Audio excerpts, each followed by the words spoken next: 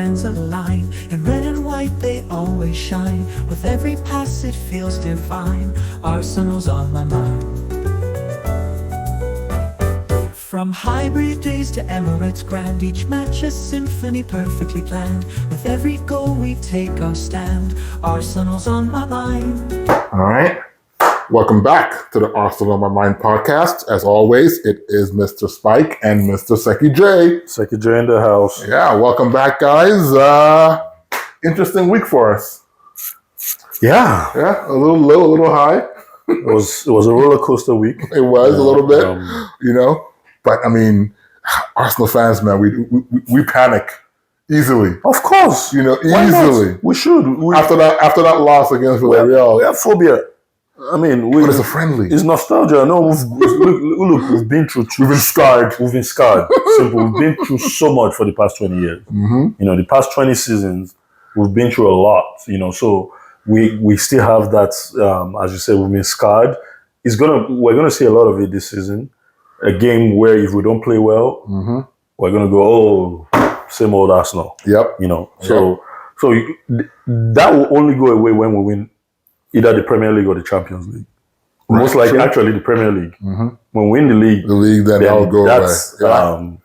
That feeling will go away. Yeah. No, I mean, I've been disappointed too many times. No, I get it, but I just think with friendlies, I mean, come on, to me, a friendly, right, has a lot of reasons why you can't judge it, right? Mm-hmm. One is the number of changes you have, right? So if when you change the whole team out, and you know that as a coach, right? Mm-hmm. Then you have predetermined times you're gonna make changes, regardless of what the score of the game is. Yeah. So even if we had a chance of coming back in that Villarreal game, Mikel wouldn't care. If the plan was for you to play 60 minutes, you come out at 60. You come out. So I didn't. I mean, I get it. I watched that game, right? The three goals that we consider were all pretty sloppy. Yeah, sloppy. They were pretty sloppy goals. Counter. I mean, if you want to talk about who didn't play well, you can say Kyria didn't play that well, and I think the reason why some fans kind of freaked out was because, Villarreal isn't that good. Yeah. I think that's what was part of it. But Kyria didn't play well, and, when Gabriel came up for him, he was his first game back, it was rusty, so it wasn't ideal. We didn't really feed, I mean, playing, and this is an interesting thing, right? People talk about, when we had Gyökeres on the field, right? There was no Odegaard. And then when we brought on Odegaard, there was no Gyökeres wasn't there, right? Yeah. And I'm not saying that Odegaard is not back to his full providing self, but that's the difference between Odegaard and Nwaneri, is that Odegaard is a creator. Nwaneri is a ball mover. He's the word for it. He's a baller. He's a baller. He drives the ball, right? He's just a baller. Yeah, so he's not going to give you a killer pass to open the defense. He carries the ball. He's a ball carrier, right? And that draws players to him. He can then pass the ball to someone else that'll be open, Correct. So they're very different kind of players. But it's very evident that Mikel's seen Nwaneri as a backup to Odegaard. Yeah. This whole preseason he played centrally. He played 10. So, and I'm okay with a different kind of 10, right? But whatever. But the goals were sloppy. That was why people were upset. We didn't look really, really sharp in getting back in the game and so forth. And it took a Dalman penalty to get us tied anyway, to get us closer. Yeah, so I get why people were freaked out, but I was like, it didn't bother me. We didn't look that good. I think on the back of the Spurs game, was why people were like, "Oh my God, they're on fire." But all in all, if you're going to criticize Arsenal for Villarreal, you have to praise them for Atletico. Absolutely. Atletico. Yeah, absolutely. I mean, that game. I know you didn't watch either game, but I missed both. Saw the highlights. Yeah, but I mean that game.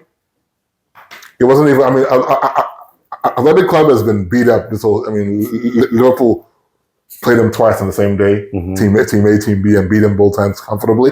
They're not a really great team, but I mean, they did not look. They were nowhere near Arsenal's level in that game yesterday. The boys look good. I saw the highlights. They look pretty sharp. I particularly like the fact that Saka was looking very sharp. Yeah, he did look very, and he played 90 minutes, which I did not want, but whatever. He was looking very sharp. Timber was looking a little bit, He's understandable. He's coming off an injury as well. Mm-hmm. Gabriel, same thing. He was coming, but he looked good. he looked a bit more comfortable. Solid. For sure. Saliba looked more like Saliba. He had one recovery run that was pretty impressive. He's still pretty fast for a defender. I got to give him that. And well, talking about fast, Mosquera. Dude, Mosquera is going to turn out to be like a real shrewd. He reminds me of like a Wenger signing to me. You know, no one really knew about him, but boy, he looks comfortable. He looks like he's been with Arsenal for. Yes. Even I just saw him. Even in training, his demeanor, he looked very comfortable. He looks like a real good quality center back. Yes. You know, and he's quick, he's comfortable on the ball, very comfortable on the ball, and which is huge for Arsenal. Very comfortable on the ball. You know, so Mosquera is like a really good signing. Absolutely. I mean, based on the entire preseason that we've had, right? Who's been your shining light? I mean, don't say Dalman because Dalman, everyone's shining light, right? But who impressed you? Zubimendi. Zuzu. I was telling you before the show. That was our new Mercedes Benz. Our new Rolls Royce. Our new Rolls Royce in midfield, right? Yeah. I was saying that literally, I liken Zubimendi. He's literally a Mikel clone. Absolutely. From when Mikel Arteta was at the peak of his game with Everton back in the day. There was a time Mikel was playing holding midfield for us. Yes. In Arsenal. Yes. When he was captain. Yeah. He did a good job. He wants to be involved in the game. Yes. So he doesn't shy away from it. Yeah. He wants the ball all the time. And he can score. And he can pass the ball, and great assist for Gyökeres's first goal. Great assist. Great cross. You know, he's just... You see that cross? There's no player in the Arsenal team in the past 5 seasons that has made a cross. I've not seen... Well, I think one area had a good one to Havertz, or no, to Marino during the season. Okay, but you see... In general, they have the ability to do that. Yes. I get your point. Especially when we're chasing a goal, there's no more side to side. Yep. So that was pretty cool. I mean, Zubimendi has looked really comfortable. I think, the fact that we bought all these players early tells me, I mean, I get encouragement from it, that we had a plan of exactly what we wanted to do. Yes. I think the only X factor so far has been, if it's even a real link, is the Rodrigo one. That's an X factor. I don't think they plan to buy Rodrigo at any point, and they still might not. I'm just saying, right? Yeah, they might get him on loan. But I think every signing so far was already planned. They're like, you know what? We want him for this reason. Absolutely. And this really blows my mind, and it pisses me off. I even think the announcements of these players were choreographed. Yeah, I feel that way. Although it took too long. Because Mosquera was already in the club like a week or two before it was announced. Yep. And I'll say this: the fact that we signed players early and got them in early, and they're gelling with the team and everything, I just think that if you look at how the overarching, I just really, really wish we still had Partey, because then we'd be like, with a Partey backing up. Where did he go now? Villarreal. Yeah. With a Partey backing up Zubimendi. I mean, that's depth. Exactly. That is like real depth. But that's my own little qualm. But Zubimendi, impressive so far. I think Waneri's been really, really impressive. Very good as well. For sure. Stud. The kid he's ready. The stud. He's ready for the He's already a veteran. It's Max Dowman that is new. Exactly. Waneri right now he's had a whole season under his belt, and he played a lot. Got his new contract. He's now a member of the squad. Now expect to play every week. Got a new number. Yep.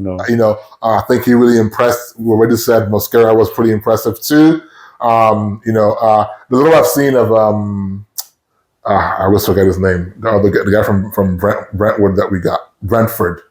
Ooh, Madueke. No, the midfield. Oh, Norgard. Solid too. Looking pretty solid. He's again an active. I totally forgot about Norgard. Yeah, solid. He's very active. He wants the ball. He's moving around. He's not like. I mean, one thing I didn't like. We don't really need Partey though. I know. I like Partey. Greedy. Partey was greedy. Yeah.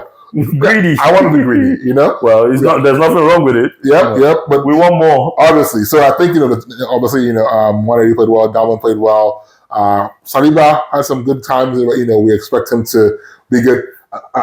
Under the radar call out for a really good preseason is going to be Kepa. Yeah, Kepa had a good season. I think Or these penalties. and just I in think we have general, a penalty specialty now. yeah, just in general, Yeah. you know. Yeah. Kepa is solid. Kepa has always been a You know, solid goalie. when I think about it, I'm like, you know, you might say, okay, Kepa will play the early Champions League games, play all the cup games, but I'm telling you, man, if Raya has a bad couple If of Ryan games, keeps doing those things Yeah. where they will chip him from out, he'll be on the bench faster. yeah, seriously, Oh, he will learn. What's his name? Will text him. Ramsdale. Like, hey, Mikel is ruthless, man. You With his better keepers. tighten up. You better tighten up. So, Tighten up, you know, boy. he's been good, you know, giving us qualms there. The little we've seen of Madueke, right? It's obvious that he's not doing the same things he's doing at Chelsea. I haven't really seen him like super dribbly or No. super, but obviously, Mikel, back to the earlier theme of buying what we needed. It's a I different think kind of threat. I never knew him as a crosser of the ball, but apparently he can cross the Beautiful ball. crosses. You know, and obviously a lefty crosses are always really good. Which brings Lefty us, crossing coming to a righty striker. and so my point then is, okay, so Madueke is supposed to be our de facto left winger, apparently. So if you're up to you, who are you starting against Man U, Martinelli or Madueke? Well, Trossard. You know, he hasn't played much. I think he's on his way out. He must be, but he hasn't played much. But that'll be a sad thing. yeah, we'll talk about that one. Yeah. Martinelli or Madueke? I mean, I think Martinelli might just start because He Madueke hasn't looked played good. much. He looked good the last game. Who? Martinelli. He looked. I mean, again, let's not forget. I told you how easy the game was, right? Yeah, It wasn't. And here's the thing, and not for us. I mean, well, that team finished fourth. That team is a Champions League team. no, of course, I get it. But You know, and so it's a good team. so here's what I noticed about Martinelli's game, right? And this is probably this is our tactics session from my standpoint, right? Martinelli is not a bad player by any means. You know, we had our fun, we poked fun. Every Arsenal fan believes our left wing is our weakest spot, and I get that, right? But I think the reason Martinelli played well is because Calafiori was behind him. Because here's the difference between Calafiori and Skelly.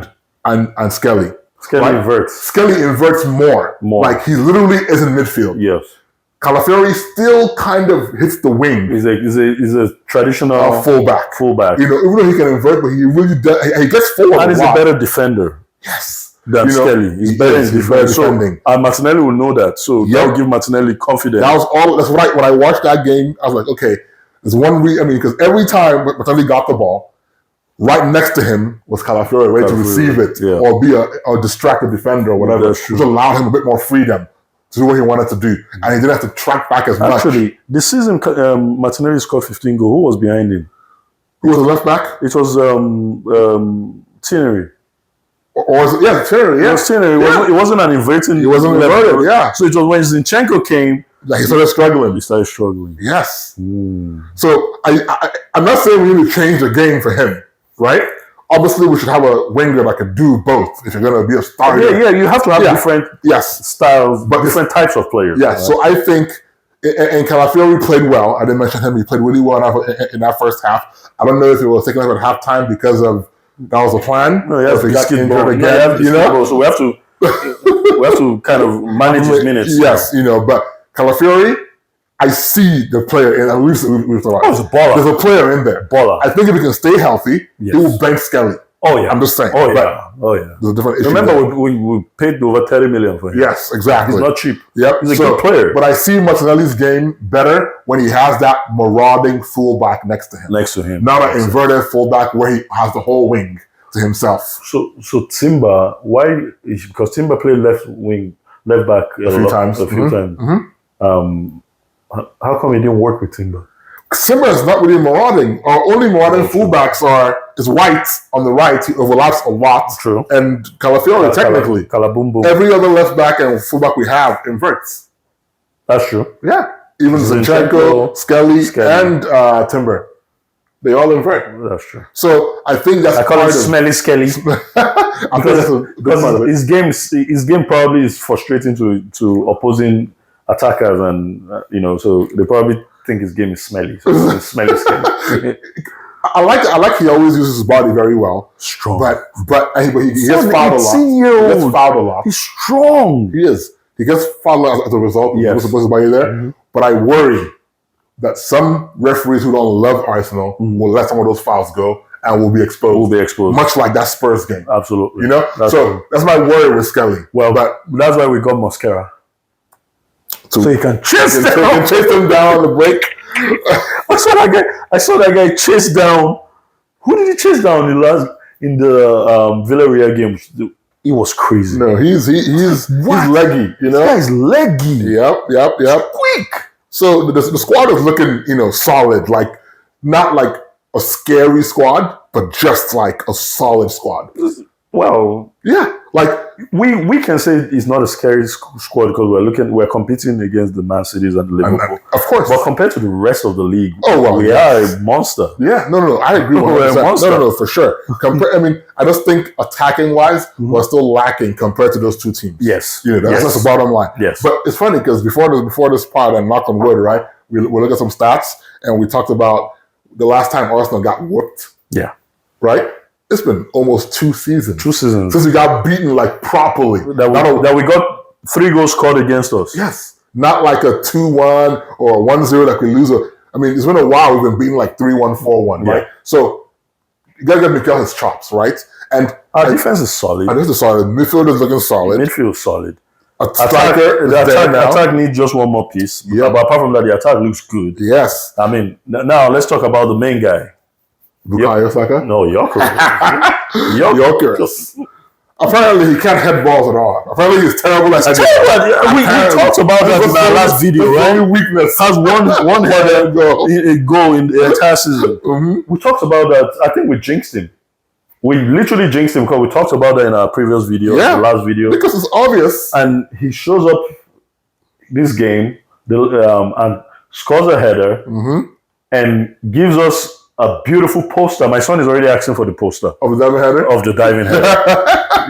Gives us a beautiful poster. It's like, this is for TV, boys. You can put it in your bedrooms.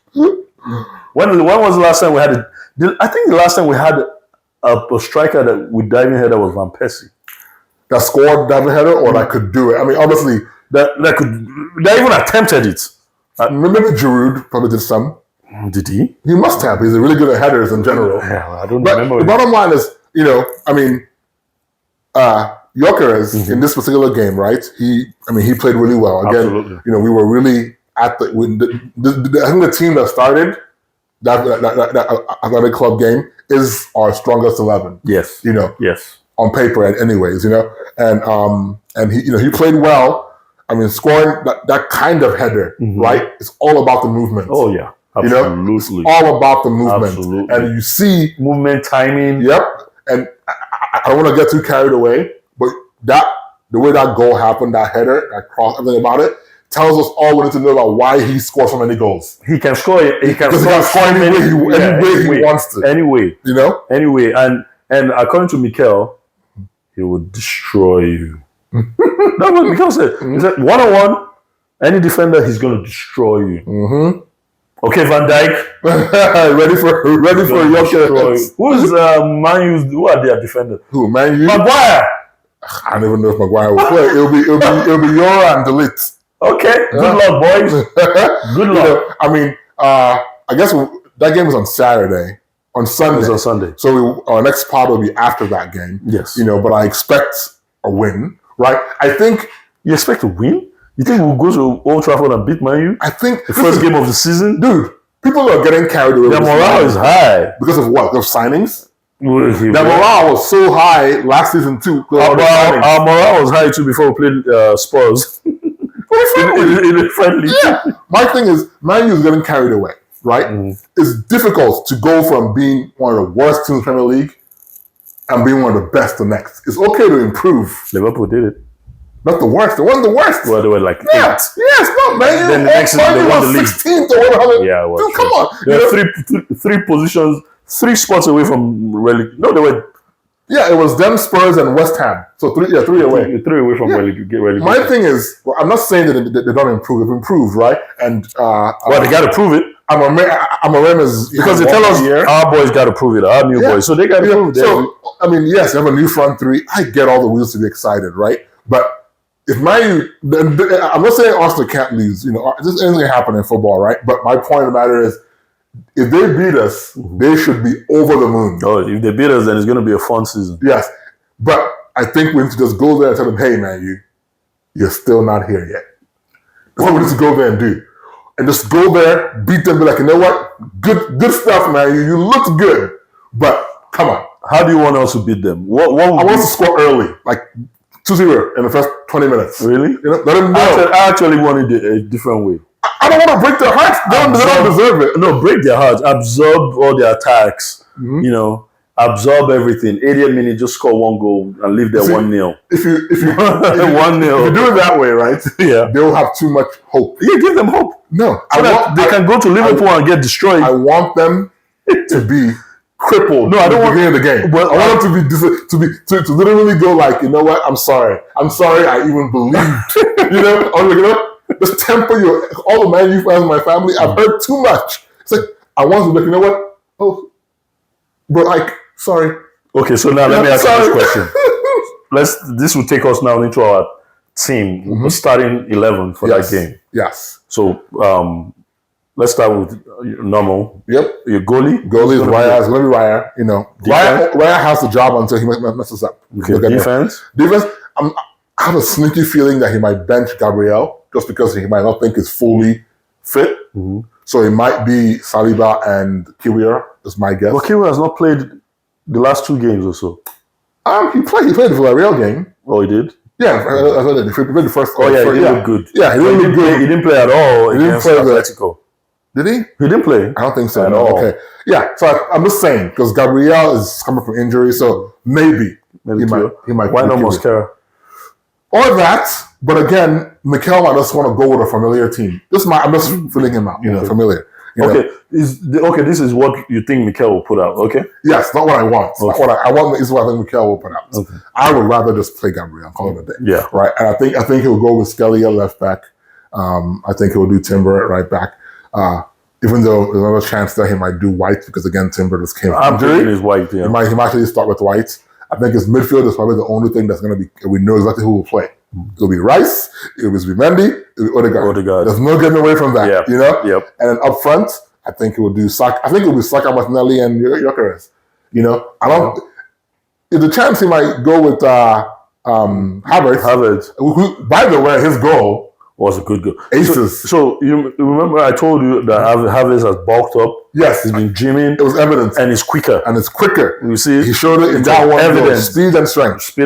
For sure. And but, composure. Yeah, but again, I think he might go with Gyökeres and then he was gassed after that. I think he will play with Gyökeres and bring on Havertz. Yeah, I think he should start Gyökeres. Yes, I think so. Yeah, you shouldn't. Don't play that game. You bought him. Don't make him start. Gyökeres is not a player. He's not used to sitting on the bench. He's not an impact off the bench. He's no, the game coach. You don't want to mess with his confidence early, beginning of season. Yep. Put it in there. Yep. If it doesn't work out, then we'll put Havertz. Exactly. Give him 60 minutes. Minimum. Yeah. 60 minutes. It doesn't work out, put Havertz. Same thing, give Martinelli 60 minutes. It doesn't work out, put Madueke there. Madueke or Trossard, whoever. Trossard, or Waneri, whatever. Let's do whatever. But I think that's how the squad will be. Do you agree with that squad? I agree. The only thing I think Ben White will be right back. Okay. And he might just surprise us and play Mosquera. That'll be interesting. Interesting to play Mosquera. Saliba. Yeah, because the only reason why I think he wouldn't do it is because Mosquera is right-footed, but he might do it. Yeah, well, if he's going to be playing Skelly, and Skelly is inverted, and Skelly can get caught, you need a quick defender in that left side. True. To recover and cover Skelly. And play that what is his name? Van de Ven's role. Yeah, the sweeper in a sense, yeah. That to me, that's what I would do. Yeah. If I'm going to be playing Skelly, okay, now who's Kelly going to be going against? Now is Mbeumo, yeah. You see, so you see what I'm saying. So you probably want to put Mosquera there. But if it's first game against Man, whatever. Yeah, players like that are fearless. They don't. Number one, Man U is just another team for him. Yeah, he's not playing in the Premier League. Yeah, he doesn't have that butterfly in his belly. Put him in. Yeah, put him in, coach. Yeah, and that's it. Well, hopefully, not hopefully, but I do believe that by the time we're back with you guys. What's your prediction? score. Unfortunately, I think we'll concede a goal, Okay. which is inevitable. So 3-1. 3-1, and it's Sesko that scores. No, I did think it would be Cunha. Or Cunha, something. right? Yeah, Or probably Cunha. Buemo. No, I don't think Buemo will score. I think it'll be either Cunha or the captain, whatever his name is. Bruno Fernandes. Yeah. Okay. Well, I think I'll stick to my 1-0. 1-0. I'll stick to my Your heartbreaking 1-0. 1-0. Yeah, I say 1-0. I want us to go 2 goals 1-0 up to on the them. Arsenal. So and that's it, boys. That's it, guys, for this week. Yeah. Hopefully Arsenal gets the win, and at the end of the game, the entire stadium, including Man U fans, are doing this. Share, like, subscribe, keep Arsenal in your mind. Absolutely, guys. Till next time. Let's go.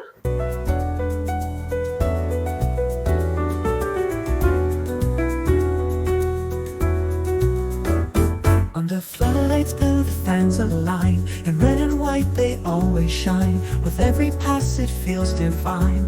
Arsenal's on my mind. From hybrid days to Emirates grand, each match a symphony perfectly planned. With every goal we take our stand. Arsenal's on my mind. Oh Arsenal, you never fail. Through rain and sun our steadfast sail.